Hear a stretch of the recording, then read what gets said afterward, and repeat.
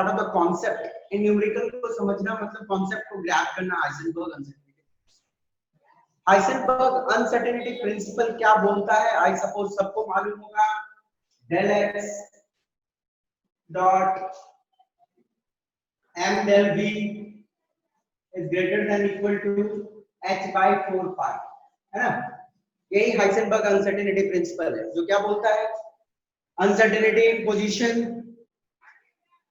this is uncertainty in momentum is greater than equal to h by 4 pi. okay, actually Heisenberg uncertainty principle जो हमें बताता है कि ये इम्पॉसिबल है कि आप एक इलेक्ट्रॉन को एग्जैक्ट कहां पे मिलेगा ये बता दो या एग्जैक्ट उसकी मोमेंटम बता दो साइमल्टेनियसली, ये पॉसिबल नहीं है। ओके, तो चलो इस फॉर्मूला पे बेस्ड हम लोग कुछ न्यूमेरिकल करते हैं। लास्ट क्लास में ये भी डिस्कशन हुई थी कि हाइसेनबर्ग का जो अनसर्टेनिटी प्रिंसिपल है वो वैलिड होती है बहुत ज्यादा जो छोटे मासेस है, माइक्रोस्कोपिक बॉडीज के केस में वैलिड होते हैं, मैक्रोस्कोपिक में ये वैलिड नहीं है। ओके, इनसिग्निफिकेंट है, तो ये नेग्लिजिबल है। चलिए आज इस न्यूमेरिकल को हम लोग देखते हैं।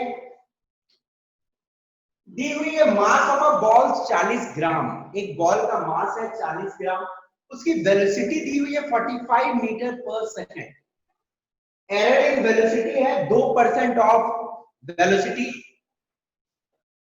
आपको बोला है एरर इन पोजीशन निकालने के लिए।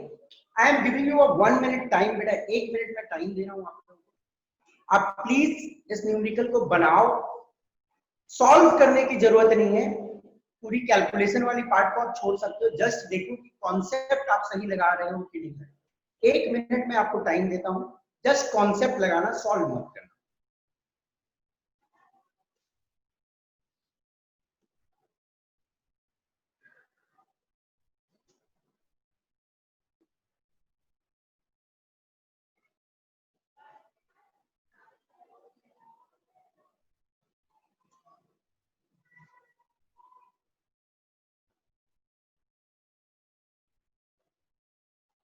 सर थोड़ा साइड में। फर्स्ट वन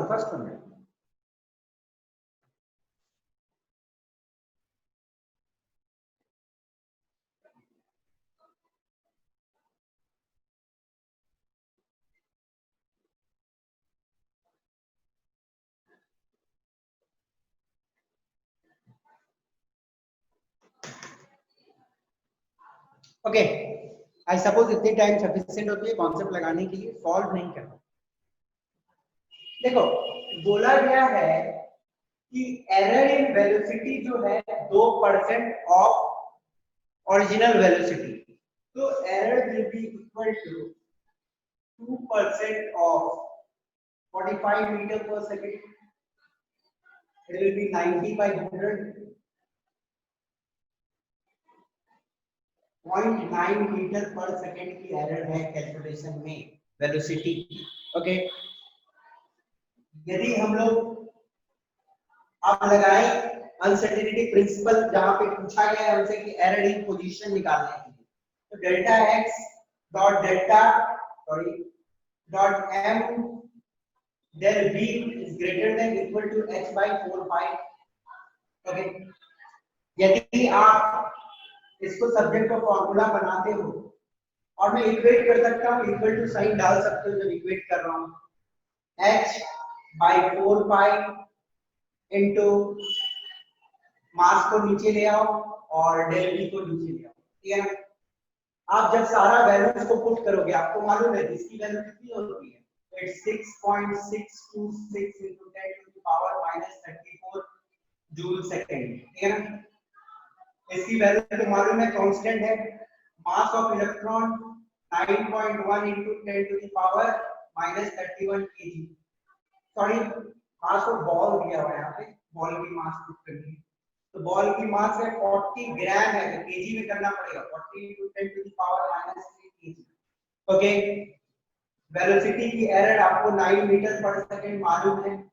सारा वैल्यूज को जब आप पुट कर दो, सारा वैल्यू तो नहीं, आप लाइन कांस्टेंट वैल्यू मालूम, ये भी वैल्यू मालूम है, मास ऑफ बॉल को केजी में कर देना है, ये पुट कर दिया, तो जब आप कैलकुलेट करोगे तो डेल एक्स आपको मिलेगी 1.46 into 10 to the power minus 33 metre.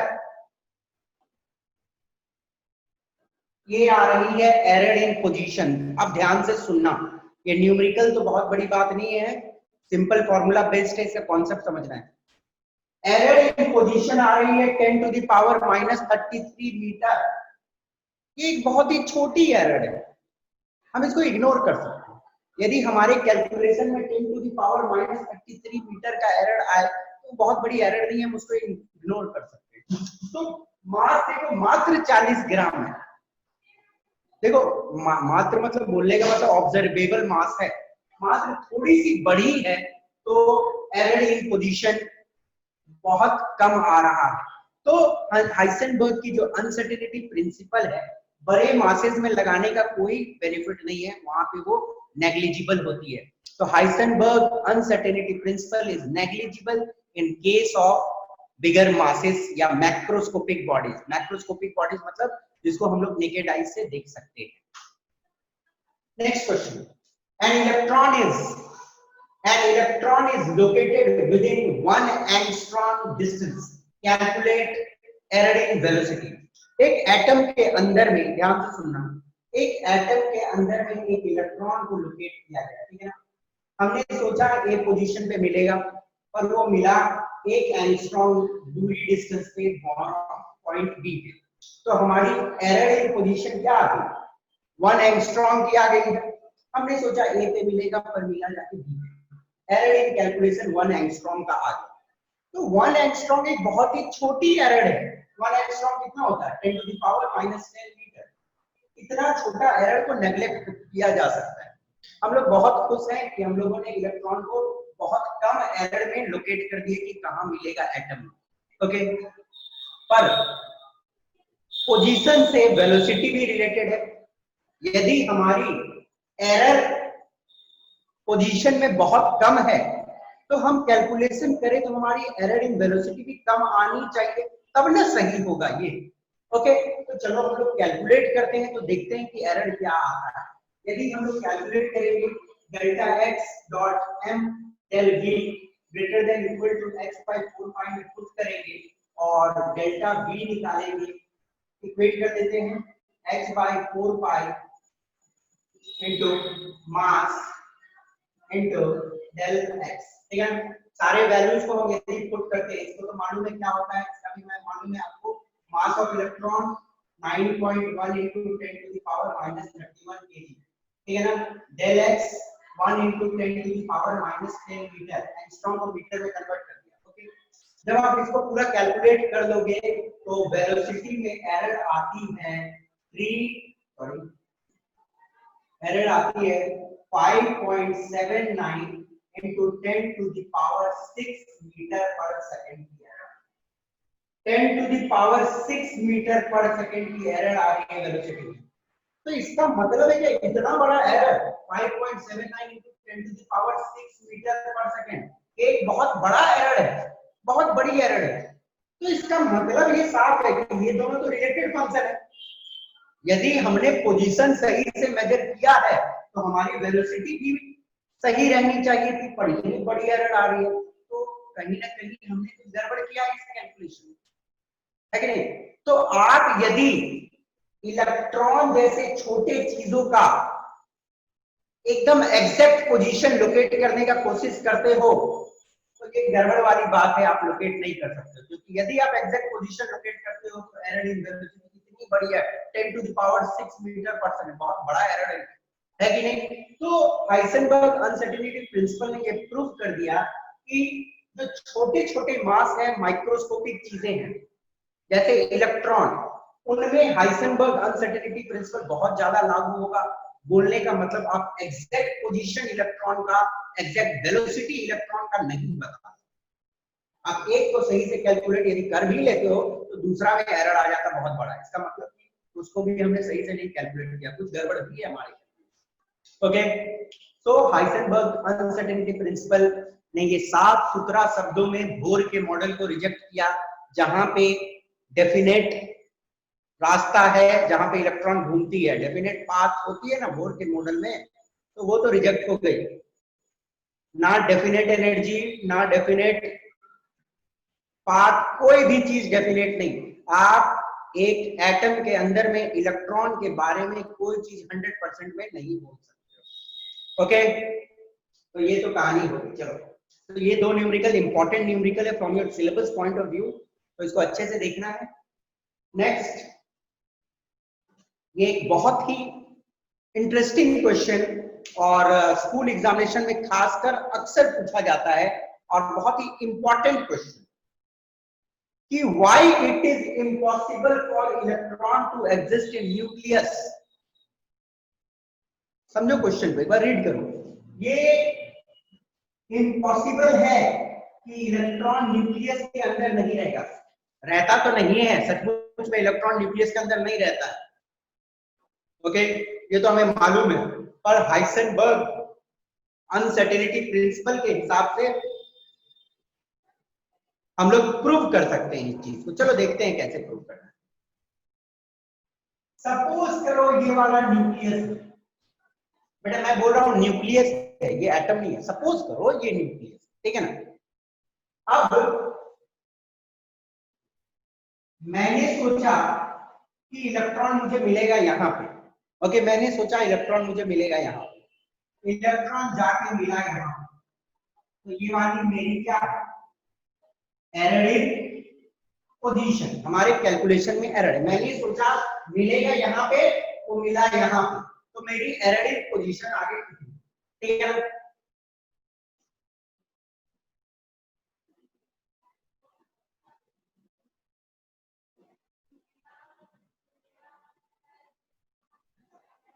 एक न्यूक्लियस में सबसे बड़ा एरर कौन सा हो सकता है?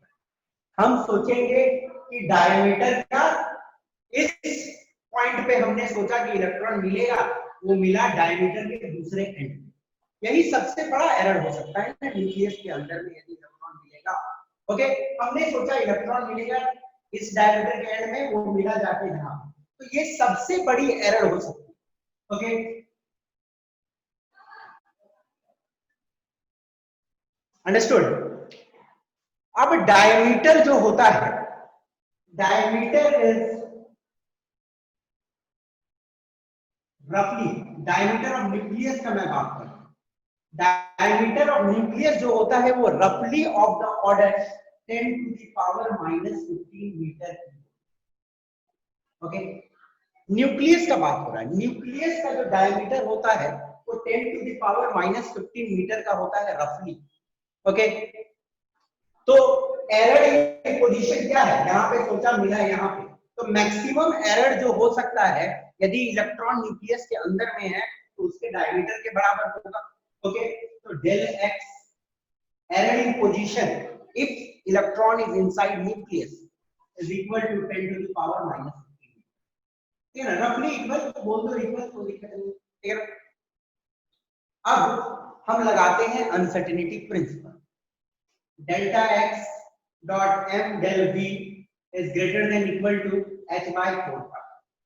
ओके, डेल्टा एक्स है आपका 10 to the, एक काम करते हैं हम लोग डेल्टा वी निकालते हैं, सब्जेक्ट और फॉर्मूला में delta v is greater than equal to h by 4 pi into delta x into delta m, sorry m, m को नीचे भेज दिया, डेल्टा एक्स को भी नीचे भेज दिया, ठीक है ना। अब देखो यदि हम लोग डेल्टा बी कैलकुलेट करते हैं सारे वैल्यूज को पुट करने के बाद, इसका वैल्यू तो आपको मालूम है 6.626 into 10 to the power -34 sorry joule second. Okay, 4 into 3.142 delta x error in position maximum diameter के बराबर हो सकता है 10 to the power -15 metre into mass, mass of electron सबको मालूम है 9.1 into 10 to the power -31 kg, ठीक है ना। अब आप इस पूरा को सॉल्व करोगे, आप इस पूरा को यदि सॉल्व करते हो तो एरर इन वेलोसिटी जो आती है, आप इसको जब सॉल्व कर दोगे तो एरर इन वेलोसिटी जो आएगी डायरेक्टली का roughly around 5.79 into 10 to the power 10 meter per second। Hello, error in velocity यदि ध्यान से सुनो, यदि इलेक्ट्रॉन न्यूक्लियस के अंदर में मिला, ओके, यदि इलेक्ट्रॉन न्यूक्लियस के अंदर में मिला तो उसकी एरर इन वेलोसिटी हो जाएगी 5.79 into 10 to the power 10 metre पर सेकंड। आप यदि इसको इग्नोर भी कर दो, लाइट का वेलोसिटी कितना होता है 3 into 10 to the power 8 metre पर सेकंड, ये लाइट की वेलोसिटी होती है ना। तो मतलब आपका एरर कितना गुना आ रहा है, एरर कितना गुना आ रहा है, इसको तो भूल ही जाओ, 5.79 चलो भूल जाओ, 3 को भूल जाओ, कितना गुना एरर है सर 2 गुना। 2 गुना है सर। 100 गुना। देखो इसको चलो मैं इग्नोर ही कर देता हूं, ये पोर्शन इग्नोर करो। लाइट का मान लो 10 टू द पावर 8 और एरर इन वेलोसिटी आया 10 टू द पावर 10 इलेक्ट्रॉन का, तो ये 10 गुना है ना, 10 टू द पावर 2 टाइम्स ज्यादा है कि नहीं, तो 100 टाइम्स वेलोसिटी ऑफ लाइट। देखो अजीब सी कहानी है, लाइट की वेलोसिटी तो ऑब्टेन करना इम्पॉसिबल है, कोई भी चीज लाइट के बराबर की वेलोसिटी को नहीं ऑब्टेन कर सकता है, तो लाइट की वेलोसिटी को ऑब्टेन करना इम्पॉसिबल है, तो एरर इन वेलोसिटी 100 टाइम्स कैसे हो सकता है। लाइट की वेलोसिटी कोई बॉडी नहीं अचीव कर सकता है, ये सिंपल सी बात है, तो उसकी कैलकुलेशन में एरर इतना बड़ा कैसे आ सकता है 100 टाइम्स लाइट की, इम्पॉसिबल है। तो सिंपल सी बात है कि इलेक्ट्रॉन यदि न्यूक्लियस के अंदर में रहेगा तो उसकी एरर इन वेलोसिटी जो आएगी वो 100 टाइम्स वेलोसिटी ऑफ लाइट आएगी, तो ये तो कहानी खत्म है। तो इसलिए इलेक्ट्रॉन आपको न्यूक्लियस के अंदर में नहीं मिल सकता है, क्योंकि यदि न्यूक्लियस के अंदर में इलेक्ट्रॉन को खोजने का कोशिश करते हो तो उसकी वेलोसिटी के कैलकुलेशन में 100 टाइम्स एरर आएगी वेलोसिटी की, और लाइट के बराबर वेलोसिटी अटेन करना इम्पॉसिबल है, तो इतना बड़ा एरर कहां से आ जाएगा, सिंपल सी बात। ओके, तो electron can not be located in an nucleus, यदि न्यूक्लियस में मिलेगा तो इतनी बड़ी एरर रहेगी उसकी velocity, that is impossible. I suppose आप लोगों को समझ आ गई होगी, कोई दिक्कत इस स्लाइड में तो आप मुझसे पूछ सकते हो। हाँ, और बहुत सारे बच्चों का रिक्वेस्ट था कि सर मिटा दे रहे हैं, हमें लिखने नहीं दे रहे, टाइम नहीं मिलता है, तो बेटा हर स्क्रीन को कंप्लीट करने के बाद मैं आपको कुछ टाइम देता हूं कि कोई डाउट है तो पूछ लो, उस दौरान क्लिक कर लिया करो, स्क्रीनशॉट ले लिया करो, ठीक है ना। ओके, मैं बार बार रिपीट नहीं करूंगा, जब मैं बोलूंगा कि कोई डाउट है तो डाउट ना हो तो स्क्रीनशॉट ले लो, और डाउट है भी तो डाउट बोलते रहो, स्क्रीनशॉट ले लो। चलो एक स्क्रीनशॉट ले लो स्क्रीन का, फिर आगे बढ़ेंगे, और यदि कोई डाउट है तो पूछो। किसी को कोई doubt? No sir. No sir. Okay, बहुत इजी। ये दो न्यूमेरिकल प्लीज घर में प्रैक्टिस करना, ऐसे ही छापना मत देख के खुद बनाने की कोशिश करना, और ये वाला एक बार प्रैक्टिस कर लेना, ये सॉल्व करने की इतना बड़ा जरूरत नहीं है, ये वैल्यू यही आती है। Okay, understood. चलिए आगे बढ़ते हैं।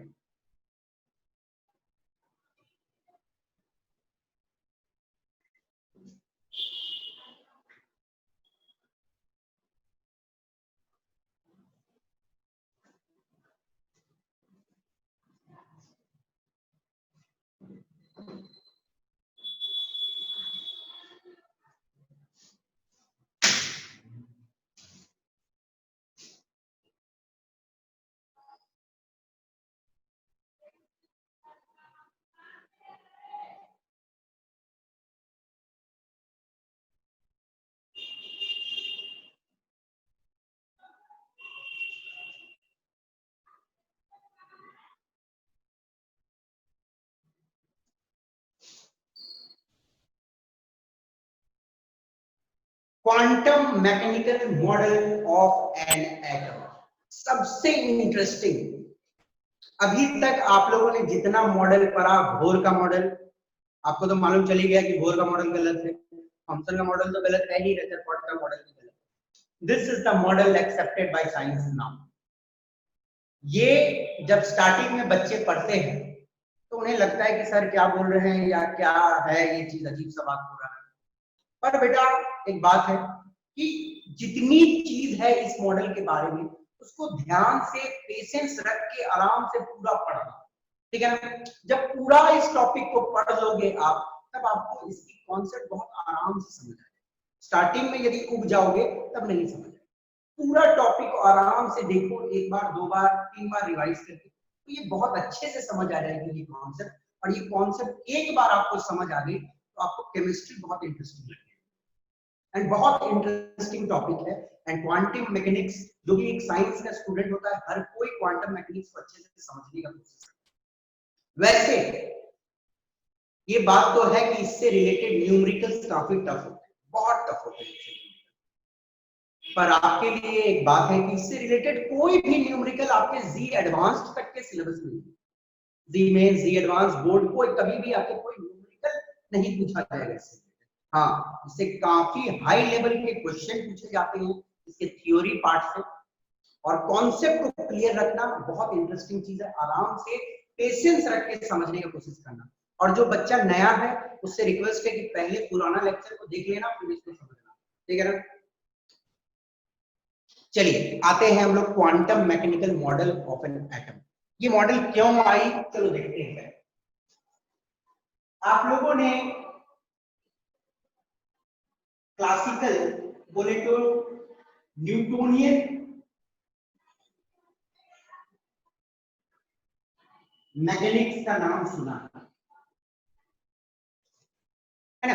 मैकेनिक्स शब्द का मतलब क्या होता है, मैं शॉर्ट में बता देता हूं। मैकेनिक्स का मतलब होता है वो नियम जो मोशन से रिलेटेड कैलकुलेशंस को करता है। हम अपने डे टू डे लाइफ में मोशन से रिलेटेड कैलकुलेशन को करने के लिए न्यूटन के नियम लगाते थे, और न्यूटन के नियम को हम लोग क्लासिकल लॉज भी बोलते हैं, ठीक है ना। डे टू डे लाइफ में जो हम मोशन से रिलेटेड कैलकुलेशन करते थे, उनको करने के लिए हम न्यूटन के लॉज लगाते हैं, उन्हीं को हम बोलते हैं न्यूटोनियन मैकेनिक्स या क्लासिकल मैकेनिक्स। ओके, देखो न्यूटन के जो लॉज थे या जो न्यूटन के नियम थे,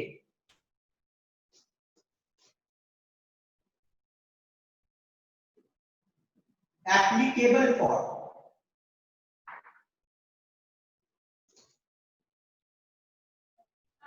मैक्रोस्कोपिक बॉडीज। देखो मैक्रोस्कोपिक बॉडीज का मतलब क्या होता है, बड़े बड़े चीज जिसे हम नेकेड आई से देख सकते हैं। हम यदि अपने नॉर्मल आई से किसी कोई भी चीज को देख पाते हैं तो उसको हम मैक्रोस्कोपिक बॉडी, ठीक है ना।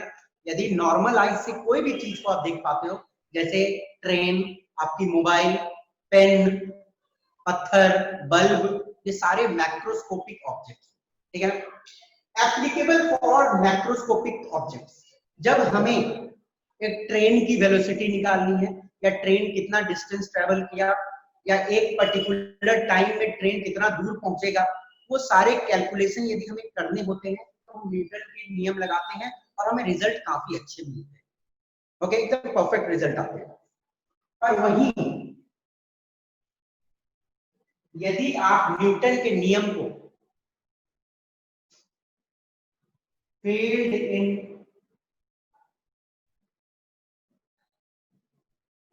केस ऑफ माइक्रोस्कोपिक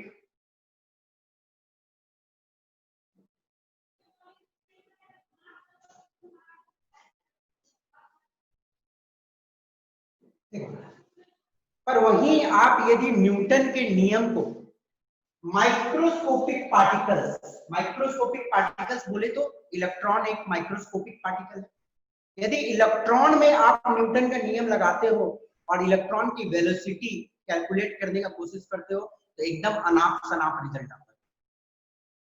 न्यूटन के लॉ माइक्रोस्कोपिक पार्टिकल्स में वैलिड नहीं है। इलेक्ट्रॉन से रिलेटेड कोई भी कैलकुलेशन आप न्यूटन के नियम लगा के नहीं कर सकते। और इलेक्ट्रॉन एक बहुत ही फंडामेंटल चीज है एटम की। यदि इलेक्ट्रॉन के प्रॉपर्टीज को हम अच्छे से ना समझ पाए तो हम एटम को अच्छे से नहीं समझ सकते। तो न्यूटन का नियम से तो इलेक्ट्रॉन का वेलोसिटी निकालना एकदम इम्पॉसिबल हो गया। तो साइंस को अब जरूरत महसूस होने लगा कि कोई ऐसा नियम आए जिसके आधार पे इलेक्ट्रॉन की वेलोसिटी, इलेक्ट्रॉन की पोजीशन इत्यादि कैलकुलेट की जा सकती है। ओके, तो साइंस को ऐसा नियम का जरूरत पड़ने लगा। ओके, वो क्या है हम लोग बाद में देखेंगे। नेक्स्ट, इग्नोर्स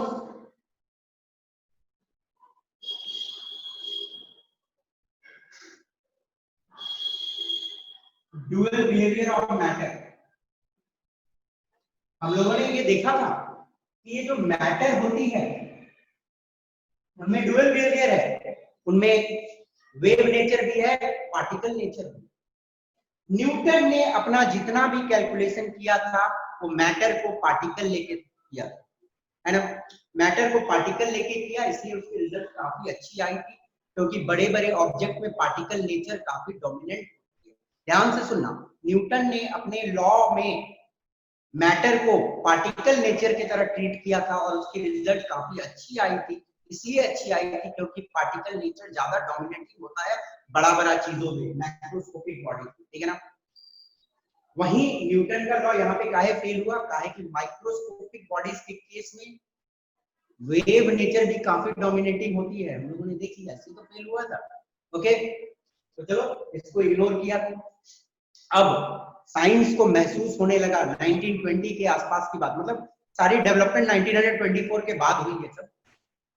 साइंस को महसूस होने लगा एक ऐसा नियम का जो इलेक्ट्रॉन से रिलेटेड कैलकुलेशन करे, क्योंकि इलेक्ट्रॉन एक बहुत फंडामेंटल चीज है कि नहीं।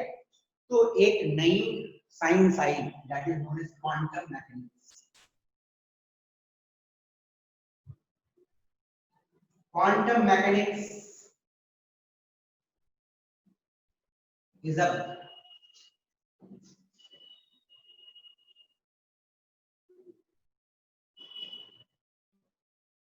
quantum mechanics is a, मेरे साथ में इसको मन में पढ़ना, ठीक है। Quantum mechanics is a theoretical science that deals with the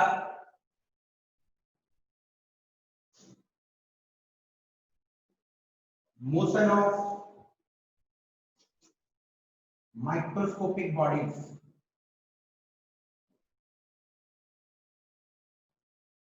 देखो एक नई साइंस आ गई जिसको हम लोग बोलते हैं quantum mechanics. Okay, quantum mechanics क्या होती है ध्यान से समझ लो।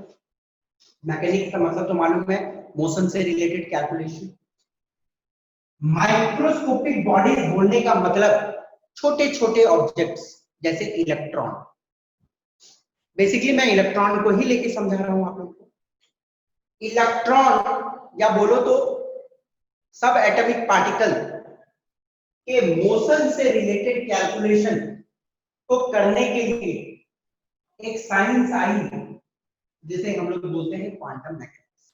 तो क्वांटम मैकेनिक्स क्या है, वो थ्योरीज, ध्यान से सुनो, क्वांटम मैकेनिक्स क्या है, वो थ्योरीज या वो नियम जिनके आधार पे हम इलेक्ट्रॉन जैसे छोटे पार्टिकल्स का मोशन से रिलेटेड कैलकुलेशन करते हैं।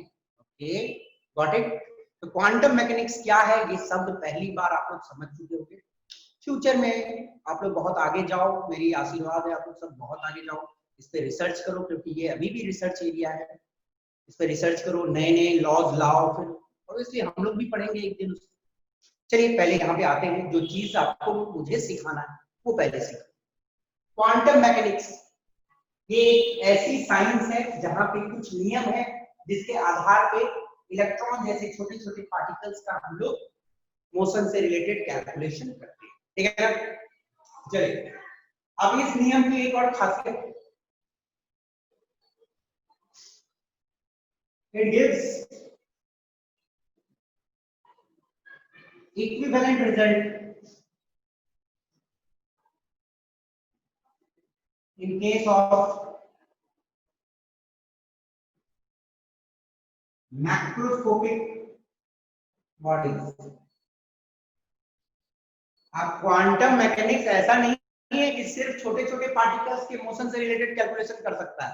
यदि क्वांटम मैकेनिक्स को आप मैक्रोस्कोपिक बॉडीज के केस में लगाते हो, मैक्रोस्कोपिक मतलब बड़े बड़े ट्रेन बस इत्यादि के केस में भी लगाते हो, तो सिमिलर रिजल्ट आती है, कोई दिक्कत नहीं। न्यूटन के लॉ में जो रिजल्ट आती थी वो इससे भी आ रही है, तो न्यूटन के लॉ को आप भूल भी सकते हो। यदि क्वांटम मैकेनिक्स सीख लिए तो ये वाला भी इलेक्ट्रॉन से रिलेटेड कैलकुलेशन भी सीख जाओ, ये भी सीख जाओ। ओके, इसमें भी इक्विवेलेंट रिजल्ट आता है।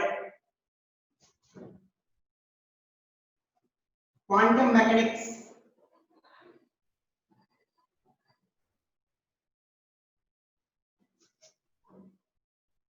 takes into account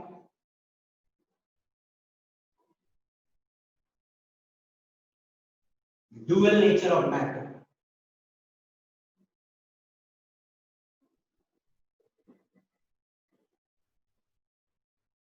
quantum mechanics जो है वो अपने कैलकुलेशंस में, क्वांटम मैकेनिक्स अपने कैलकुलेशन में डुअल नेचर ऑफ मैटर पकड़ के चलता है।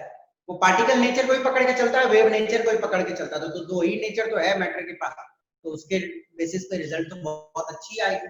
Okay, a great mechanics, great पढ़ाई। यदि आप लोग पढ़ो, मेहनत करो इस पे, तो बहुत आगे जाओगे लाइफ में। ओके, तो क्वांटम मैकेनिक्स दोनों नेचर ऑफ मैटर पकड़ता है और अच्छी रिजल्ट देता है, इस केस में भी और मैक्रोस्कोपिक केस में। ठीक है, अब इसको डेवलप किसने किया था? एज पर एनसीईआरटी, जो मैं लिख रहा हूं एज पर एनसीईआरटी, बट उसमें कुछ और एडिशन। एनसीईआरटी के हिसाब से अरविंद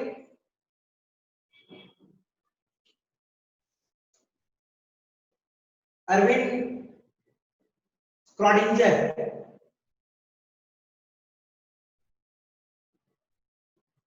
एंड वेर्नर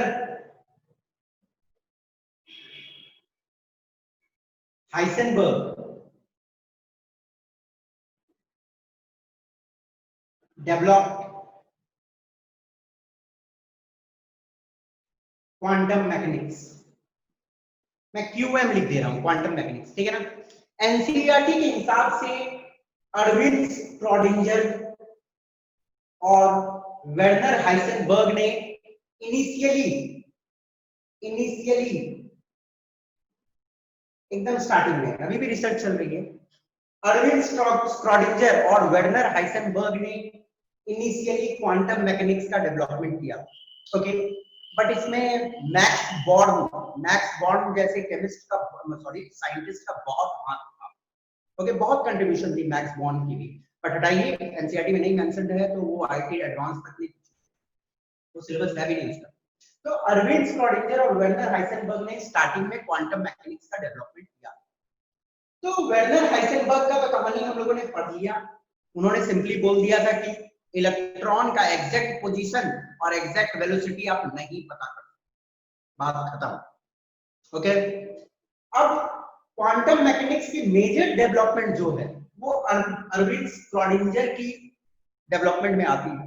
तो चलो देखते हैं नेक्स्ट कि अरविंद स्क्रॉडिंजर ने क्या दिया क्वांटम मैकेनिक्स को और क्या क्या चीज है वहां। तो उससे पहले एक बार रिपीट कर रहा हूं, नेक्स्ट नहीं रिपीट करूंगा, स्क्रीनशॉट ले लो।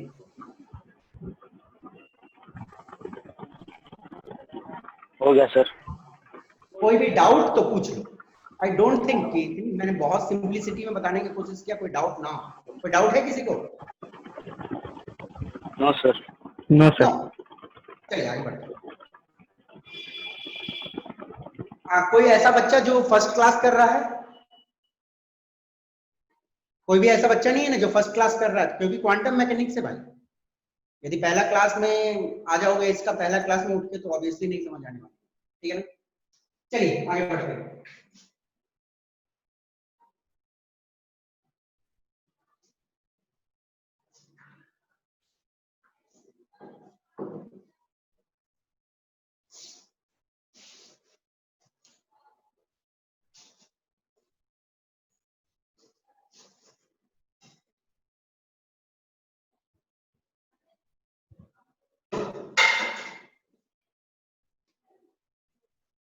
बेटा थोड़ा पानी पीने गया था, क्योंकि आप कंटिन्यूअस बोलना पड़ेगा। चलिए अब देखते हैं नेक्स्ट,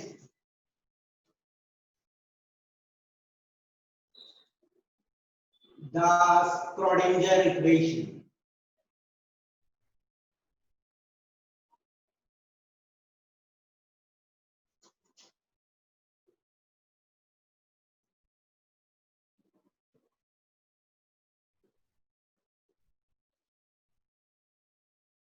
ठीक है,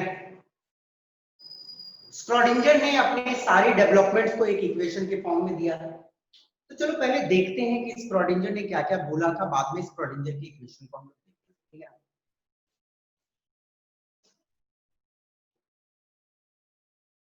साथ में पढ़ने की जरूरत नहीं है, खाली पढ़ो मन में, समझ नहीं आएगी। ओके, बस एक बार देखो, लिखना है तो लिखो, पर समझ नहीं आएगी स्टार्टिंग में। Okay, it assumes that rather than traveling in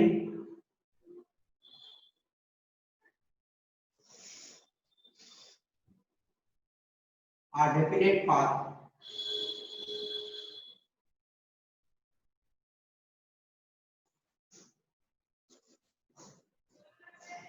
particles are distributed through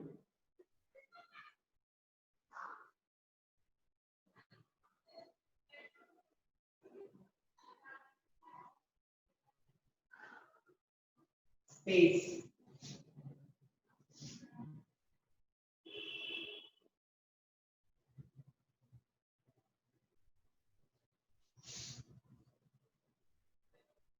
ये मैंने क्या लिखा नहीं लिखा इस पे दिमाग मत लगाओ, मैं समझाऊंगा इसको थोड़ी देर।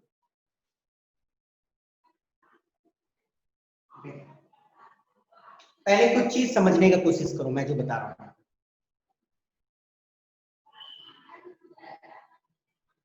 नॉर्मली हमारे डे टू डे लाइफ में हम लोग जो मोशन देखते हैं, जैसे ट्रेन है, ट्रेन चलती है तो कैसे चलती है, एकदम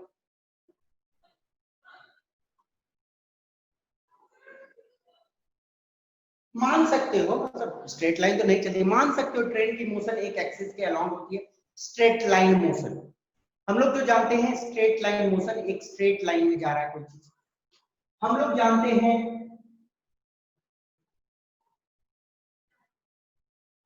सर्कुलर मोशन, कोई भी चीज एक सर्कुलर पाथ में घूम रही है।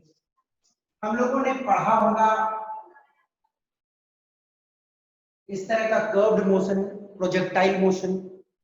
ओके, तो ये सब डेफिनेट पाथ है, देखो एकदम फिक्स स्ट्रेट लाइन जा रही है या एकदम घूम रही है या एक कर्व्ड पाथ में जा रही है, ये सब डेफिनेट पाथ है। ओके, अब इसको एक दूसरे तरीके से समझाता हूं। सपोज करो आप एक पार्टिकल, नॉर्मली जो पार्टिकल्स होते हैं बड़े बड़े पार्टिकल्स ऐसे ही चलते हैं, या तो स्ट्रेट चलेंगे या सर्कुलर चलेंगे या कर्व्ड पाथ में चलेंगे, ऐसे ही बड़े बड़े पार्टिकल्स चलते हैं। हम लोग भी ऐसे ही चलते हैं। जैसे समझो कि मैं अभी घर पे हूँ पॉइंट ए, मैं अभी अपने घर पे हूँ पॉइंट ए पे, ठीक है। मेरा मन किया घूमने का, ठीक है ना, मैं अभी यहाँ पे था,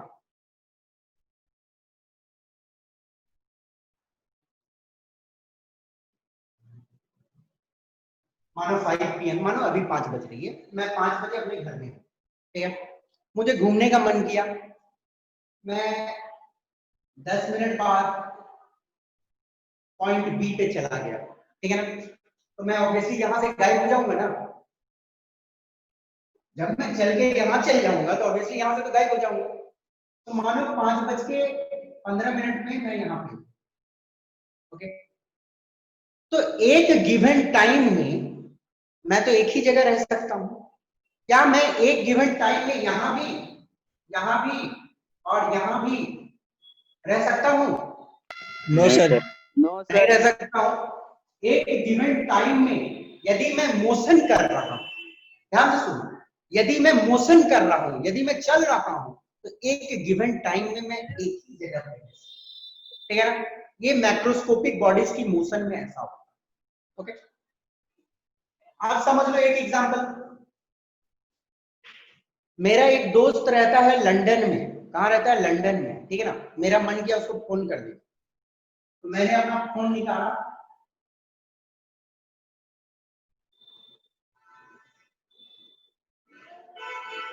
ये वाला क्या है, फोन फोन क्या है, सैटेलाइट फोन है फोन।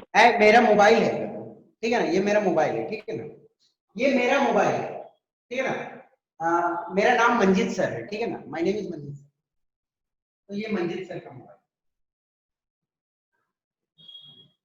ठीक है ना।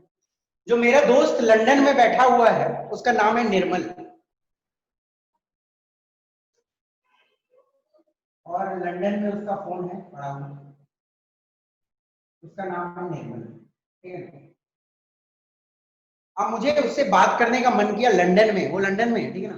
तो मैंने क्या किया, फोन लगाया, कट कट कट कट दाबा, फोन लगा, यहां से फोन की वेव्स निकली, और वेव जैसे ही उसके फोन तक पहुंचा होगा, ये फोन और ये फोन कनेक्ट हो गया होगा, मुझे उसकी आवाज सुनाई दे रही है, उसको भी मेरा आवाज सुनाई दे रहा है, ठीक है ना।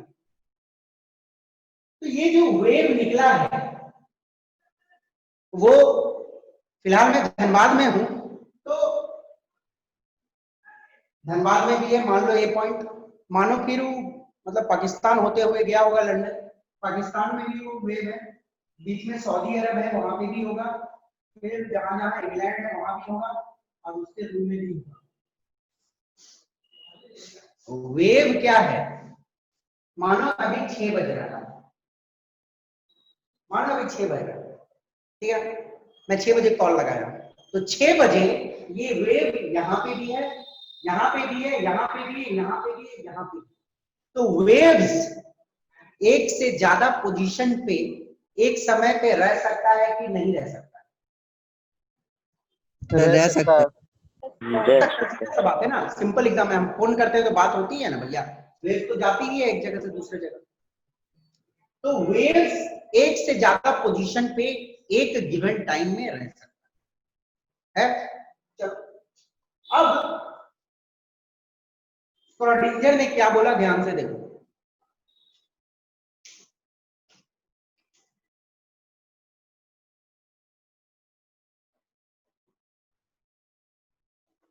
जो पार्टिकल्स होते हैं, स्क्रॉडिंजर का बोलना था, जो पार्टिकल्स होते हैं, ओके,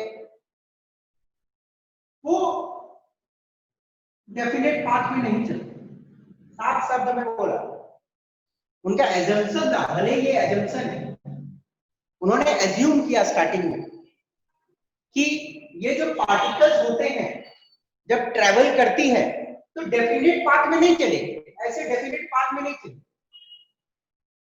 और वो कैसे चलेगी, वो वेव की तरह चलेगी, वो वेव की तरह चलेगी और पूरे स्पेस में डिस्ट्रीब्यूटेड रहेगी। ओके, फिर से सुन लो, ये जो पार्टिकल्स होते हैं वो डेफिनेट पाथ में नहीं चलेंगे, ओके, बट उनकी मोशन कैसी होगी, एक वेव की तरह होगी, और एक से ज्यादा पोजीशन पे वो एक ही टाइम पे रह सकता है, ओके। और इलेक्ट्रॉन इलेक्ट्रॉन तो ऑब्वियसली छोटी पार्टिकल है, तो उसमें वेव नेचर बहुत ज्यादा डोमिनेटिंग होती है, तो उस केस में तो खासकर और ज्यादा एप्लीकेबल, ओके, समझ गए। तो स्क्रॉडिंजर ने ये एज्यूम किया, अभी दिमाग पे जोर मत डालो, जितना बोल रहा हूं उतना समझ। स्क्रॉडिंजर ने ये एजम्पशन लगाया कि जो पार्टिकल की मोशन है ऐसे नहीं है, स्ट्रेट लाइन पाथ में नहीं है, कैसे है, वेव की तरह की। तो आपको समझ आ गई। आपके लिए एक छोटा सा क्वेश्चन, पार्टिकल्स की मोशन कैसे होगी स्क्रॉडिंजर के हिसाब से, डेफिनेट पाथ की वेव की तरह, सर वेव की तरह। यस, इतना ही दिमाग में बैठाना, जितना मैं बताते जाऊंगा उतना उतना दिमाग में मैं फिक्स कर दूंगा, फिर बाद में आपको जितना सीखना है अपने रिसर्च एरिया में जाके सीखना, नहीं तो अभी यदि गड़बड़ तरीके से सीख लिया तो बेस नहीं बन पाएगा इसका, ठीक है ना। तो पार्टिकल्स की जो मोशन होगी वो वेव्स की तरह होगी, ना कि डेफिनेट पाथ की तरह, ठीक है ना। चलो आगे देखते हैं, rather than traveling in definite path, definite path में ट्रेवल करने के बजाय वो वेव की तरह चलेगा, ठीक है। चलो अब आगे देखते हैं।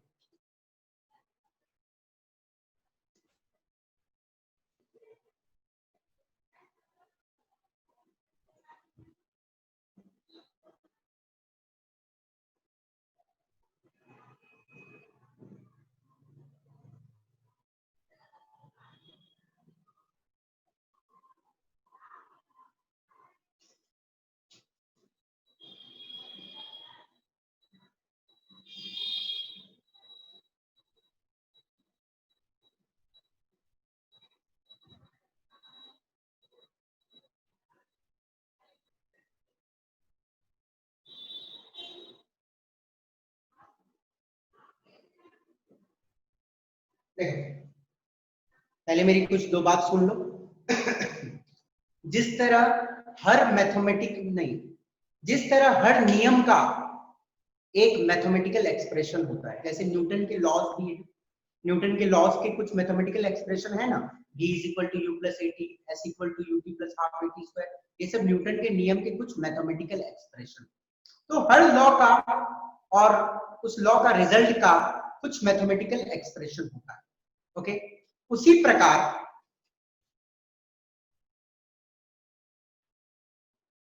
ये जो वेव नेचर होता है किसी भी पार्टिकल का, ये जो वेव नेचर होता है किसी भी पार्टिकल का, ओके, उसके मैथमेटिकल रिप्रेजेंटेशन को, ध्यान से सुनो, ये जो वेव नेचर होता है किसी भी पार्टिकल का, उसके मैथमेटिकल रिप्रेजेंटेशन को हम बोलते हैं वेव फंक्शन। ठीक है ना? तो वेव फंक्शन क्या है? वेव नेचर वाली प्रॉपर्टी का मैथमेटिकल रिप्रेजेंटेशन को हम बोलेंगे वेव फंक्शन। फिर से रिपीट कर रहा हूं, वेव नेचर वाली प्रॉपर्टीज का मैथमेटिकल रिप्रेजेंटेशन को हम बोलेंगे वेव फंक्शन। किसी को कोई दिक्कत नहीं होनी चाहिए। वेव फंक्शन क्या है? वेव नेचर वाली प्रॉपर्टीज का mathematical representation. Okay, wave function. Wave function को हम लोग डिनोट करते हैं विद अ सिंबल जो शिवजी के त्रिशूल से मिलता जुलता होता है। शिवजी का त्रिशूल होता है ना, वैसा ही वेव फंक्शन का साइन होता है शिवजी का त्रिशूल। ओके, और उसको हम लोग बोलते हैं psi, PSI, psi, P silent है, साइन। ओके, तो साइन क्या है? या शिवजी का त्रिशूल बोलो, वेव फंक्शन होती है, वो क्या है? वेव नेचर वाली प्रॉपर्टी का मैथमेटिकल रिप्रेजेंटेशन। समझ आ गई? ओके, चलो अब आगे बढ़ते हैं, और उससे पहले मुझे स्क्रीन में थोड़ी जगह चाहिए, तो आपको अभी कुछ स्क्रीनशॉट ले लो और फिर आगे मैं दूसरे स्क्रीन में डिस्कस करता हूं, क्योंकि वहां पे मुझे थोड़ी स्पेस चाहिए। कुछ डाउट है तो पूछ लो उससे पहले। आई सपोज कोई डाउट नहीं होनी चाहिए। आगे बढ़ते हैं। स्क्रीनशॉट सब ले लिया होगा? चलो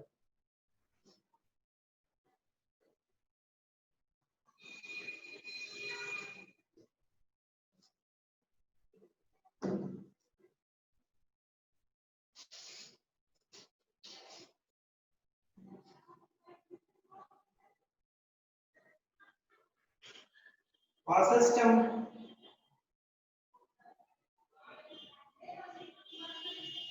whose energy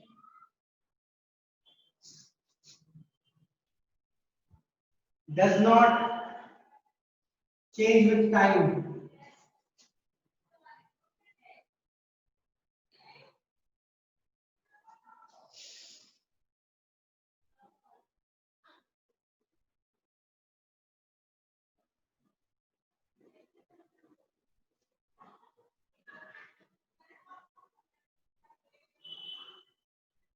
देखो एक ऐसी सिस्टम जिसका एनर्जी समय के चेंज होने से नहीं चेंज होती, एक ऐसा सिस्टम जिसका एनर्जी समय के बदलने से नहीं बदलती, उसके लिए श्रोडिंगर इक्वेशन लिखा जाता है। एटम और मॉलिक्यूल भी ऐसी चीज होती है जिसकी एनर्जी समय के हिसाब से नहीं बदलते रहती है हर, ठीक है ना? एटम्स और मॉलिक्यूल्स ऐसे सिस्टम हैं जिनका एनर्जी समय के साथ बदलती नहीं है। ओके, तो इसके लिए हम लोग श्रोडिंगर इक्वेशन लिखते हैं। कैसे लिखते हैं चलो देखते हैं। हैमिल्टोनियन ऑपरेटर, H के ऊपर ऐसे कैरेट लगा हुआ है, H के ऊपर कैरेट लगा हुआ है, इसका मतलब होता है Hamiltonian operator. Psi is equal to E psi. Okay,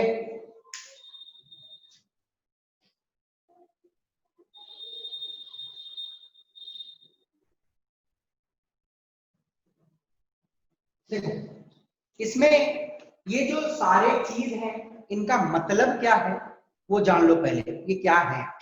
H के ऊपर जो ऐसे कैरेट बना हुआ है इसको हम लोग बोलते हैं Hamiltonian operator. Hamiltonian operator Sai तो वेव फंक्शन होता है, सबको मालूम है, साई होती है wave function,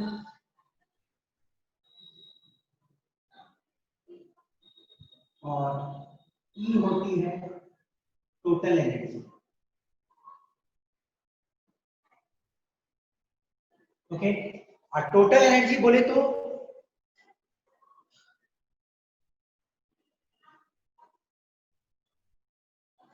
kinetic energy of all सब atomic particles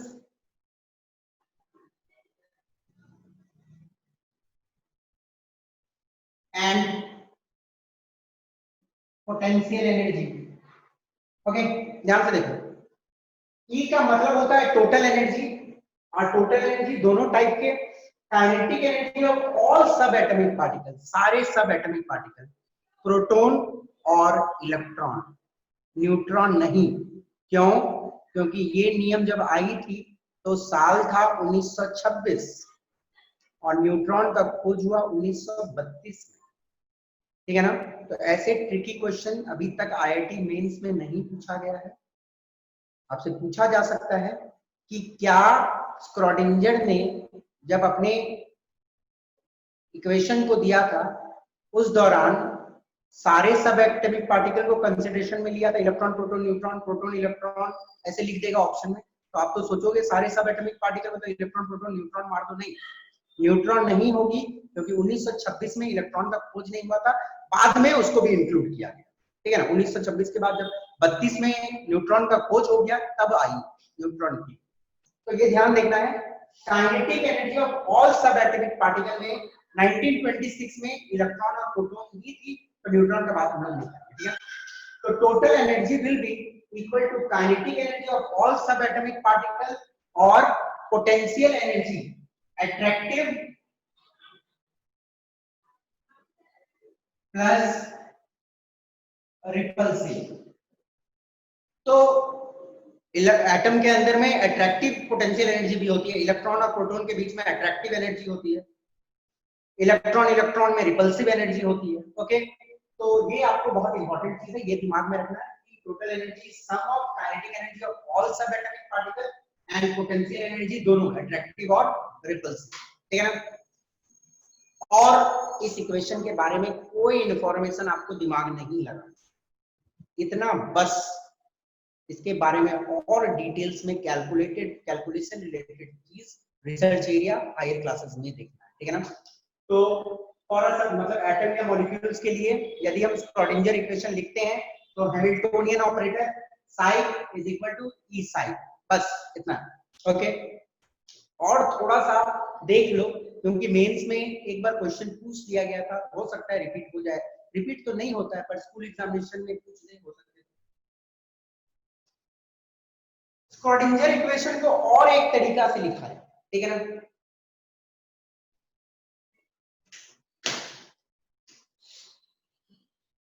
For an electron moving in three-dimensional space, एक इलेक्ट्रॉन जो थ्री डायमेंशनल स्पेस में घूम रही है, ऑब्वियसली एटम एक थ्री डायमेंशनल चीज है तो इलेक्ट्रॉन थ्री डायमेंशन में घूमेंगे, तो स्क्रॉडिंजर इक्वेशन को थ्री डायमेंशनल फॉर्मेट में कुछ इस तरह लिखा जाता है।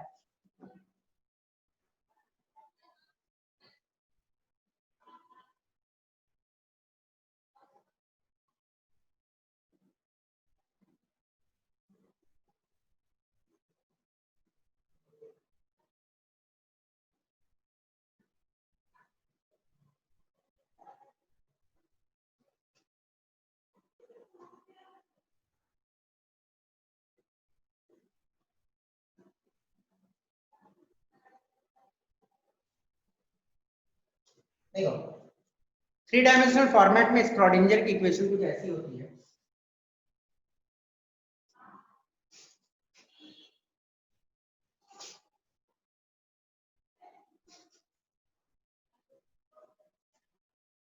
देखो ध्यान से, this is del square psi by del x square, del square psi by del y square, del square psi by del z square, 8 pi square m by h square, E minus B psi is equal to 0।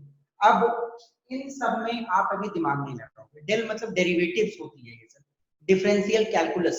आप लोग जब calculus पढ़ लोगे, अभी तो calculus आप लोगों ने कुछ नहीं पढ़ा होगा, जब आप लोग कैलकुलस पढ़ लोगे तो वापस मैं आके इस इक्वेशन को डेप्थ में एक बार समझाऊंगा, ठीक है ना, क्योंकि अभी पूरा कैलकुलस आपको समझाना पड़ेगा। ओके, तो डेल स्क्वायर साई कोई डेरिवेटिव्स होते हैं, और याद रखने का तरीका देखो, आपसे केमिस्ट्री में तो इससे ज्यादा कुछ नहीं पूछा जाएगा। क्या पूछेंगे मालूम है वो लोग क्या करेगा बदमाशी? एग्जाम में यदि दे देगा ये वाला तो ऑप्शन में चेंज कर देगा 8 pi square m square h, बस यही कर सकता है वो लोग, और उससे ज्यादा आपसे उससे पूछने का हक ही नहीं होगा। या चेंज कर देगा 8 pi m by h square, ये चेंज कर सकता है, या ऐसा कर देगा del psi square by del square z, ऐसे लिख देगा। आपसे सिंपल ही क्वेश्चन पूछा जा सकता है। याद रखने का सिंपल तरीका देखो, x axis, y axis, z axis, ठीक है ना, तीन एक्सिस होते हैं। डेल स्क्वायर साई ऊपर में सबका रहेगा, del square psi, del square psi, del square psi, del x square, del y square, del z square, तीनों एक्सिस हो गए। फिर 8 पाई स्क्वायर एम, ये याद रखो, 8 पाई स्क्वायर एम, एम मतलब मास ऑफ इलेक्ट्रॉन, एच मतलब प्लैंक्स कांस्टेंट, ई मतलब टोटल एनर्जी, V मतलब पोटेंशियल एनर्जी, ये दिमाग में रखना इंपॉर्टेंट चीज है। E मतलब टोटल एनर्जी, V मतलब पोटेंशियल एनर्जी, साई तो वेव फंक्शन इक्वल टू 0। आपको और इससे ज्यादा केमिस्ट्री में इससे कोई मतलब नहीं है। कोई भी आपको डेरिवेशन यदि करवाता है इसका अभी, तो वो आपको पागल बना रहा है और कोई फायदा नहीं।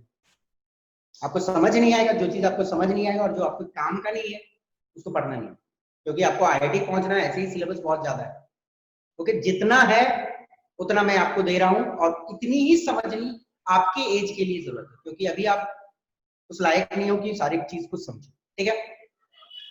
बाद में समय आएगा, ऑब्वियसली रिसर्च में आप लोग देखोगे। तो ये है wave equation of electron moving in 3 dimensional space, ठीक है ना। अब देखो इसका कॉन्सेप्ट पे IIT जो भी क्वेश्चन पूछता है, बेस कॉन्सेप्ट पे बहुत ही अच्छी क्वेश्चन पूछते हैं वो लोग, थियोरेटिकल लेवल की बहुत ग्रेट क्वेश्चंस होते हैं। 2017 में एक बहुत मस्त क्वेश्चन पूछा गया था इससे एडवांस्ड में। चलिए ये जो वेव इक्वेशंस हैं, ये वाला वेव इक्वेशन, ये वाला वेव इक्वेशन, इनको जब सॉल्व किया गया, सॉल्यूशन कैसे सॉल्व हुई आपको कोई मतलब नहीं, कैसे सॉल्व हुई आपको कोई मतलब नहीं। Solution of Schrodinger equation,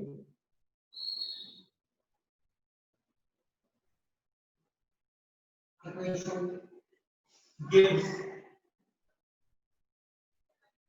E and psi।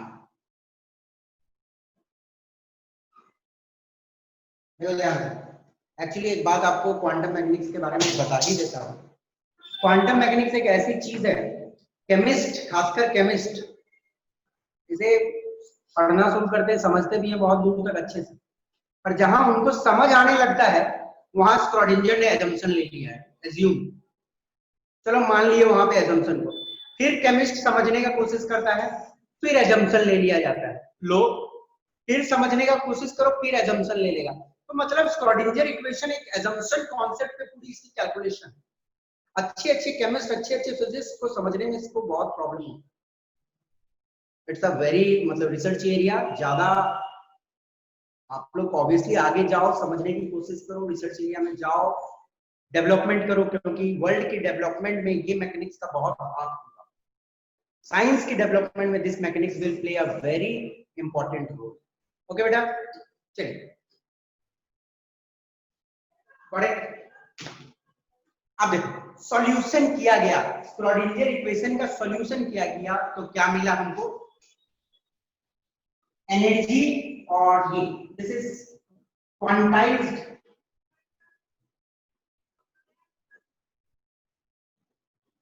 Energy level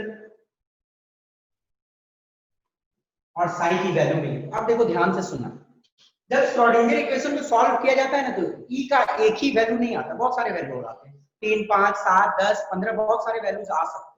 okay, जैसे एक क्वाड्रेटिक इक्वेशन को सॉल्व करते हो तो 2 आंसर्स आपको मिलते हैं, है ना, x की 2 वैल्यूज मिलती है। वैसे श्रोडिंगर इक्वेशन को सॉल्व करने से बहुत सारे वैल्यूज मिलते हैं, ई के और साई के। ई के E1 मिल सकती है, E1 के साथ में साई 1, E2 मिल सकती है psi2, E3 मिल सकती है psi3, E4 मिल सकती है psi4। ओके, तो हर एक एनर्जी लेवल देखो, एनर्जी लेवल क्वांटाइज्ड होती है या एनर्जी लेवल फिक्स्ड होती है, ये हमें क्वांटम मैकेनिक्स से ही पता चला था। श्रोडिंगर इक्वेशन को जब सॉल्व किया गया तो एनर्जी के कुछ ही पर्टिकुलर वैल्यू आए, E1 आए, E2 आए, E3 आए, E4 आए, और कुछ आ सकते हैं दूसरे दूसरे केस, एटम के केस में और आए होंगे। देखो एनर्जी की वैल्यू कुछ ही आई, E1, E2, E3, E4, और उससे रिलेटेड उसका वेट फंक्शन।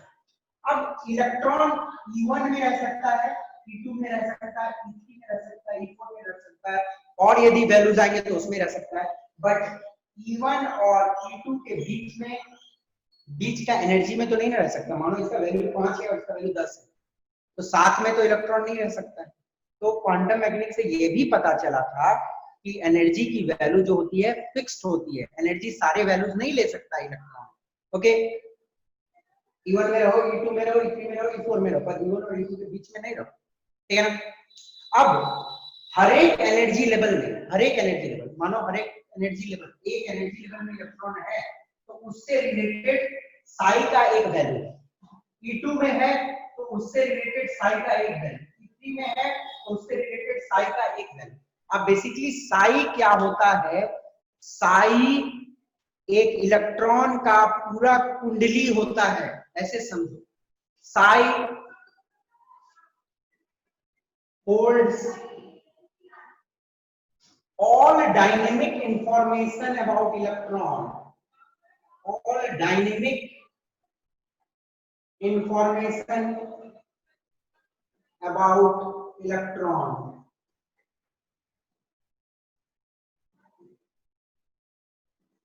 देखो बोलना का मतलब क्या है, समझो ध्यान से। इलेक्ट्रॉन जब E1 घर में रहेगा, E1 एनर्जी लेवल में रहेगा, तो उसकी मोशन से रिलेटेड सारा इंफॉर्मेशन साई देगा, ठीक है ना। उसके मोशन से रिलेटेड सारा इंफॉर्मेशन साई देगा। तो साई होल्ड्स, साई क्या क्या उसके पास रहता है इंफॉर्मेशन, देखो Sai holds all dynamic information. Dynamic मतलब मोशन से रिलेटेड सारा इंफॉर्मेशन, और इलेक्ट्रॉन के मोशन से रिलेटेड भी तो बेसिक कैलकुलेशन सबको करने हैं। तो जो श्रोडिंगर इक्वेशन से हमें साई मिलता है, that is the major thing. हमको पता चलता है कि जब एक इलेक्ट्रॉन यहाँ पे रहेगा तो उससे रिलेटेड सारा इंफॉर्मेशन हमको इससे मिलता है। ओके, क्या क्या इंफॉर्मेशन मिलता है हम लोग देखेंगे बाद में, ठीक है। तो अभी देखो समझ लो, श्रोडिंगर इक्वेशन था, उसका सॉल्यूशन किया हम लोगों ने, तो हम लोगों को क्या मिला, क्वांटाइज एनर्जी लेवल और साई का वैल्यू, ठीक है ना। हर एक एनर्जी लेवल में साई का अलग अलग वैल्यू आएगा, और साई इलेक्ट्रॉन के मोशन से रिलेटेड सारा इंफॉर्मेशन स्टोर रखता है। मतलब एक्चुअली सॉल्यूशन आती है तो बहुत सारी सॉल्यूशन आती है, और उस सॉल्यूशन में हमें इलेक्ट्रॉन के मोशन से रिलेटेड बहुत सारा इंफॉर्मेशन मिलता है, ठीक है। आई सपोज आइडिया क्लियर होगी, एक बार और रिपीट कर दे रहा हूँ। एक सिस्टम जिसका एनर्जी समय के साथ नहीं चेंज होता है, जैसे एटम या मॉलिक्यूल, उसके लिए श्रोडिंगर इक्वेशन ये वाला, ठीक है।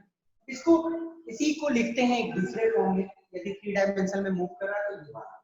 श्रोडिंगर इक्वेशन को सॉल्व किया, एनर्जी लेवल, और ये मिला, जिससे पता चला कि एनर्जी की कुछ ही वैल्यूज हो सकती है। एनर्जी से रिलेटेड साई का वैल्यू, साई हमें बताएगा इलेक्ट्रॉन की सारी डायनामिक इंफॉर्मेशन। ओके, बात खत्म, और कुछ नहीं। सर पूछना है पूछ सकते हो, नहीं तो स्क्रीनशॉट लो, आगे बढ़ूंगा। सर हाँ बोलिए। बोले कि इसमें एनर्जी चेंज नहीं होता टाइम के अलग टाइम। हाँ, तो अगर 100 साल भी बीत जाएगा तो एनर्जी सेम रहेगा। क्या बोल रहे हो बेटा? 100 साल भी बीत जाएगा तो एनर्जी सेम रहेगा। देखो ट्रांजिशन जब होती है तो दैट केस में आप रहने दो, अभी आप उस डेप्थ में मत जाओ, ठीक है ना। ट्रांजिशन में एनर्जी देखो क्या होती है, जब एनर्जी बाहर जा रही है एक सिस्टम से, समझो बात को, जब इलेक्ट्रॉन लोअर लेवल में जंप कर रहा है तो एनर्जी बाहर तो जा रही है, जब हायर लेवल में जा रहा है तो कहीं से एनर्जी गेन कर रहा है। मैं बात कर रहा हूँ कि ट्रांजिशन नहीं हो रही, ठीक है ना, वो इलेक्ट्रॉन ट्रांजिशन नहीं हो रही। एक एटम में इलेक्ट्रॉन का ट्रांजिशन नहीं होगा, इलेक्ट्रॉन इधर से उधर नहीं जाएगा, तो उसकी एनर्जी तो फिक्स ही रहेगी ना। यस सर, समझिए सर। ओके, बहुत सिंपल है बेटा। Yes sir, thank you sir. Okay बेटा।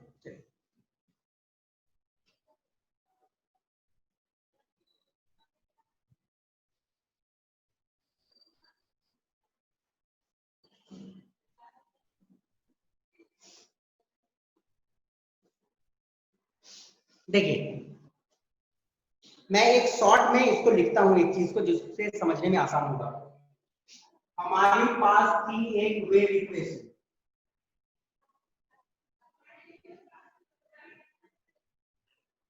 हमारे पास क्या थी, एक वेव इक्वेशन। वेव इक्वेशन को हम लोगों ने क्या किया, सॉल्व किया। कैसे सॉल्व किया, कोई मतलब नहीं, वेव इक्वेशन थी उसको सॉल्व किया। उसको जब सॉल्व किया तो हमको मिला quantized energy level E and Sai, है ना। हमारे पास एक वेव इक्वेशन था, हम लोगों ने इसको सॉल्व किया, हमें मिला क्वांटाइज्ड एनर्जी लेवल और E का वैल्यू।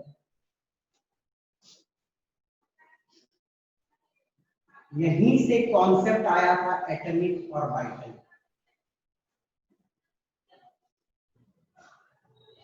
देखो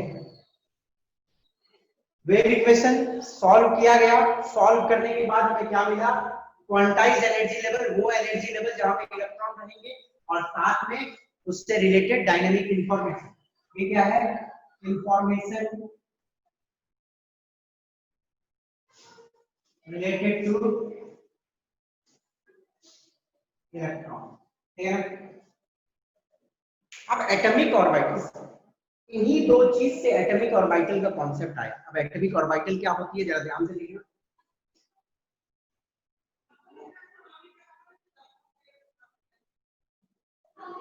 region around the nucleus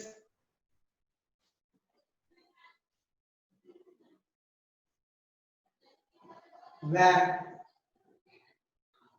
probability of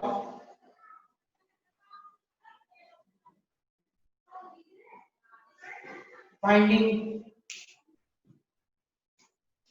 electron is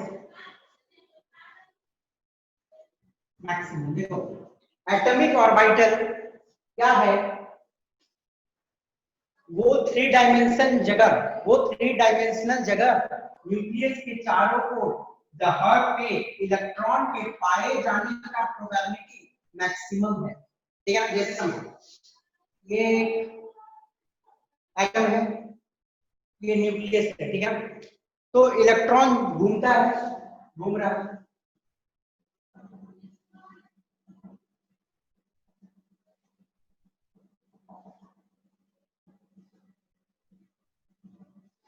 electron घूम रहा है और घूमते हुए मैं ये देख रहा हूं कि electron maximum number of times ये वाली जगह में रहता है। इलेक्ट्रॉन न्यूक्लियस के तो चारों ओर घूम रहा है, बट हमने जब कैलकुलेशन किया, उस कैलकुलेशन में हमें पता चला कि electron maximum number of time इस जगह पे रह रहा है, ओके। और electron maximum number of time जिस जगह पे रहता है उसी को हम एटॉमिक ऑर्बिटल बोल सकते हैं, ओके। और एटॉमिक ऑर्बिटल वो जगह है जहां पे इलेक्ट्रॉन मैक्सिमम टाइम रहती है और वहां पे इलेक्ट्रॉन के पाए जाने का प्रोबेबिलिटी 95% होता है। तो एटॉमिक ऑर्बिटल क्या होती है, वो रीजन न्यूक्लियस के अराउंड जहां पे इलेक्ट्रॉन के पाए जाने का प्रोबेबिलिटी या बोलो संभावना मैक्सिमम होता है। अब एक छोटी सी बात आपके सामने, electron maximum number of times कहां घूमेगा, electron maximum number of times कहां घूमेगा, या इलेक्ट्रॉन के मोशन से रिलेटेड सारा इंफॉर्मेशन हमें कौन देता है, electron maximum number of times कहां घूमेगा या इलेक्ट्रॉन के मोशन से रिलेटेड सारे इंफॉर्मेशन हमें कौन देता है, अरे भैया ये देता है ना। Electron maximum number of time कहां घूमेगा हमको उसके मोशन से ही ना पता चलेगा, और मोशन से रिलेटेड सारा इंफॉर्मेशन कौन देता है, साई देता है। तो हम लोग साई को तो ही बोलते हैं atomic orbital.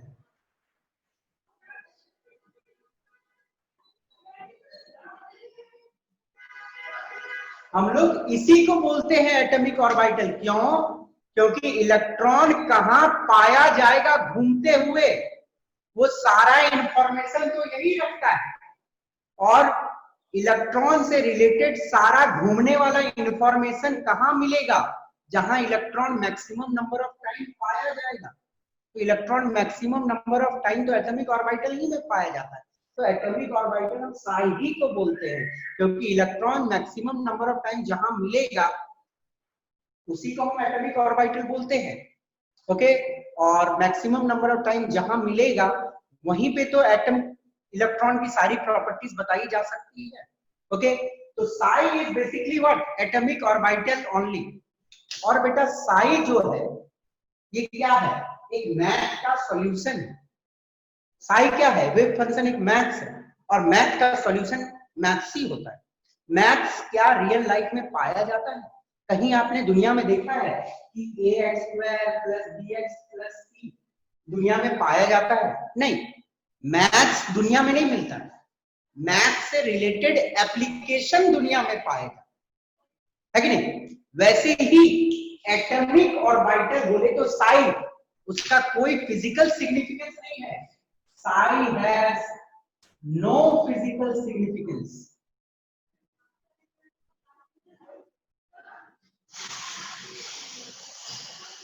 Okay, psi has no physical significance. क्यों? क्योंकि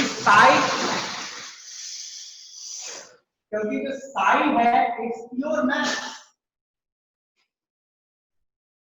साई एक प्योर मैथ्स है। साई क्या है? सॉल्यूशन है एक मैथमेटिकल इक्वेशन का। तो प्योर मैथ दुनिया में नहीं पाई जाती है, पर मैथ से रिलेटेड एप्लीकेशन पाई जाती है।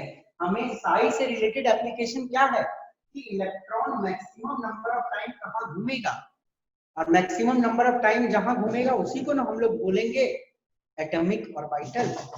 ओके बेटा, 1 minute please.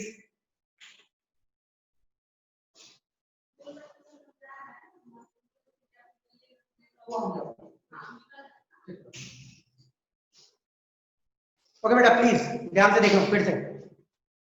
Sai has no physical significance. Psi की कोई फिजिकल सिग्निफिकेंस नहीं है।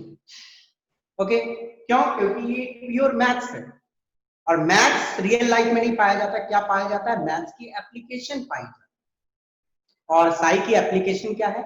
साई हमें ये बता सकता है कि electron maximum number of time किस पोजीशन पे मिल सकता है। Okay, got it? तो ये बहुत ही इंपॉर्टेंट चीज है कि दिमाग में रखना है। फिर से मैं रिपीट कर रहा हूं एक बार। वेव इक्वेशन सॉल्व किया गया, उससे हमें क्वांटाइज्ड एनर्जी लेवल मिली और साई मिली। ओके, साई बोले तो एटॉमिक ऑर्बिटल मिली, जहां पे electron maximum number of time पाया जाएगा। क्योंकि इंफॉर्मेशन वहीं पे मिल सकती है जहां पे वो मैक्सिमम नंबर ऑफ टाइम मिलेगा। ओके, तो साई बेसिकली एटॉमिक ऑर्बिटल ही होती है। तो एटॉमिक ऑर्बिटल क्या होती है? वो जगह न्यूक्लियस के चारों ओर जहां पे इलेक्ट्रॉन पाया जाएगा। और वो ऐसी नहीं है कि कोई जगह एकदम फिक्स है, वो हमें मैथ से पता चलता है कि हाँ इलेक्ट्रॉन इस जगह पे प्रोबेबिलिटी है कि वहां पे मैक्सिमम नंबर ऑफ टाइम मिलेगा। ओके, तो साई की कोई फिजिकल सिग्निफिकेंस, ऐसे क्वेश्चन पूछे जाते हैं कि साई की कोई फिजिकल एग्जिस्टेंस है क्या? नहीं, साई की कोई फिजिकल एग्जिस्टेंस नहीं है, वो मैथ्स है। वो सिर्फ हमें ये बता रहा है कि electron maximum number of time कहां रह सकता है। ओके, वो मैथ्स की मदद से पता चलता है। ओके, तो वो ये आप लोग प्रोबेबिलिटी पढ़ते हो ना, प्रोबेबिलिटी मैथ्स में पढ़ते हो। तो प्रोबेबिलिटी में हम लोग क्या पढ़ते हैं कि ये पत्ता कब निकलेगा, ये पत्ता का निकलने का कितना चांस है। तो उस प्रोबेबिलिटी का दुनिया में तो कोई एप्लीकेशन नहीं है, पर उसकी जो रिजल्ट्स हैं उसका एप्लीकेशन है। ठीक है ना? उसके रिजल्ट्स का एप्लीकेशन ये पता चलता है कि electron maximum number of time कहां मिलेगा। ओके, तो यही कहानी है, ज्यादा दिमाग में रखना। ठीक है, और कुछ किसी को कोई डाउट पूछ सकते हो, वरना मैं आगे बढ़ूं या स्क्रीनशॉट लेना है ले लो।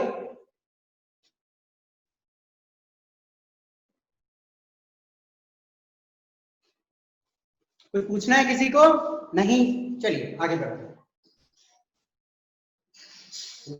बेटा आज आगे नहीं बढ़ेंगे, आज यदि मैं आगे बढ़ता हूं तो ऑब्वियसली कुछ बेस कॉन्सेप्ट पे फंस जाएंगे बीच में, तो इसलिए मैं आगे नहीं बढ़ूंगा, पर एक सिंपल शब्दों में चीजों को मैं आज कंप्लीट कर रहा हूं। स्क्रॉडिंजर इक्वेशन, मोशन को वेव लाइक पकड़ के चला, स्क्रॉडिंजर के इक्वेशन को सॉल्व किया गया तो एनर्जी लेवल और उससे रिलेटेड साई का वैल्यू मिला। ओके, एनर्जी लेवल में ही इलेक्ट्रॉन रहता है, डिफाइंड एनर्जी लेवल में ही इलेक्ट्रॉन रहता है। ओके, और इलेक्ट्रॉन से रिलेटेड सारे इंफॉर्मेशन साई देता है, और इलेक्ट्रॉन जहां मिलेगा वहीं पे उसकी सारी इंफॉर्मेशन मिलेगी, है कि नहीं? जैसे कि आप मानो घूमने जाते हो, शाम में बिग बाजार के पास बैठते हो, तो बिग बाजार वालों से पता करेंगे कि लड़का यहाँ पे आता है तो सारा इंफॉर्मेशन देगा ना आपके बारे में। तो साई क्या है? वो जगह जहां पे electron maximum number of time मिला जाएगा और उस तहत सारा इंफॉर्मेशन साई में स्टोर्ड रहेगा, ठीक है ना, जिसे हम लोग एटॉमिक ऑर्बिटल भी बोलते हैं, और साई की कोई फिजिकल सिग्निफिकेंस नहीं होती है। सर साई मैथमेटिकल रिप्रेजेंटेशन है बस। हाँ, क्या बोल रहे बेटा? साई एक मैथ्स है। सो वो साई हाँ बोलो बेटा। मैथमेटिकल रिप्रेजेंटेशन है बस। हाँ हाँ, देखो जैसे आपने मानो पता है प्रोबेबिलिटी में कैलकुलेशन करते हो ना कि रेड कार्ड निकलने का प्रोबेबिलिटी है 0.1, ठीक है ना, तो 0.1 दुनिया में देखा जाता है क्या? नहीं, पर आप जब पत्ती निकालोगे तब आप देखोगे कि हाँ वो इतना टाइम्स निकल रहा है। अंडरस्टूड? समझ गए? मैथ्स दुनिया में नहीं मिलता है, मैथ्स की एप्लीकेशन मिलती है, और इसकी एप्लीकेशन क्या है? इससे हमें पता चल सकता है इलेक्ट्रॉन के इंफॉर्मेशन के बारे में। ओके, समझ गया? सिंपल सी चीज है, कुछ नहीं। बोले ना क्वांटम मैकेनिक्स यदि ध्यान से पढ़ोगे ना, बहुत मजेदार है, कॉन्सेप्ट पकड़ लोगे तो मैथमेटिकल स्किल तो खुद डेवलप हो जाएगी, और फिर क्वांटम मैकेनिक्स के क्वेश्चंस भी सॉल्व करने लगोगे। नेक्स्ट क्लास में क्वांटम मैकेनिक्स से रिलेटेड बहुत सारी और डिस्कशन बाकी है, दो तीन क्लास चलेगा ये क्लास। ओके, मिलते हैं नेक्स्ट क्लास में, ठीक है? Thank you.